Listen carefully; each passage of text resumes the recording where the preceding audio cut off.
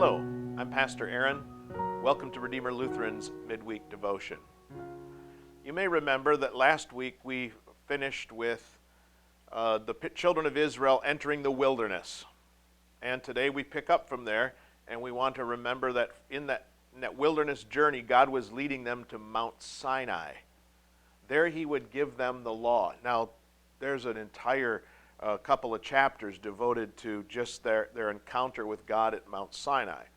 But what was God doing? He's really establishing the rules of their relationship because he was leading them to this wonderful promised land.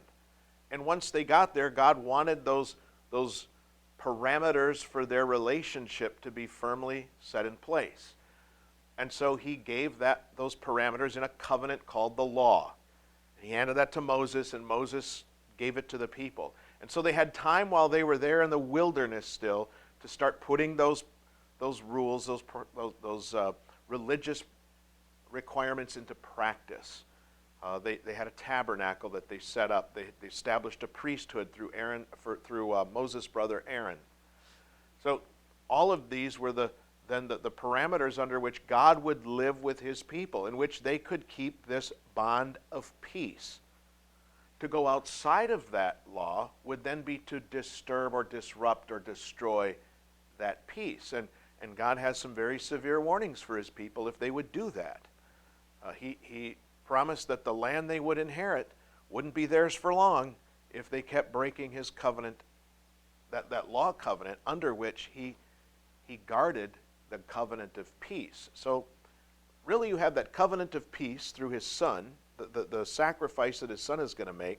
But then God has this other covenant, this covenant of law, which is designed to protect that and to protect his people, really, from attacks on the outside so that they could all continue to live in peace in a world filled with sin, in a world filled with enemies who always wanted to work to destroy that peace that God's people enjoyed with him.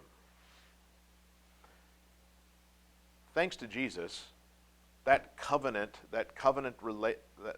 defined the relationship, that law covenant has been fulfilled. And in Jesus, that covenant of peace has been turned into reality for us. God has effectually, through the blood of his Son, removed all human sin and all the divine punishment for all of those sins. Through the death and resurrection of his Son, he's even conquered death. And so now in Christ Jesus, you and I enjoy this covenant of peace in a very real way. It's not something we get to look forward to. We're not looking forward to the day that God keeps that promise. Actually, we look back to the day, to Calvary and to the empty tomb to see that God has already kept that promise of peace. What a blessing it is for you and me that we live in this day and age on this side of the cross. It's a constant assurance to us that we really do have peace with our God. And now we have opportunities to demonstrate that peace by doing, as I said last time, trusting in him. When we put our fear, love, and trust in him above all things, then we are willing to love others even as we would love ourselves. And that's going to demonstrate to people that we really do live and enjoy a peace with our God. So the peace that we have with God this way now begins to work out in other directions, doesn't it? That's again, that goes to that all-encompassing picture of peace, that wholeness. So God is establishing peace with us. He's done that. And now he's establishing peace in our other relationships. On this side of glory, that's always going to be a work in progress. But God has promised that the day is coming when we will enjoy peace everywhere, with everyone and everything.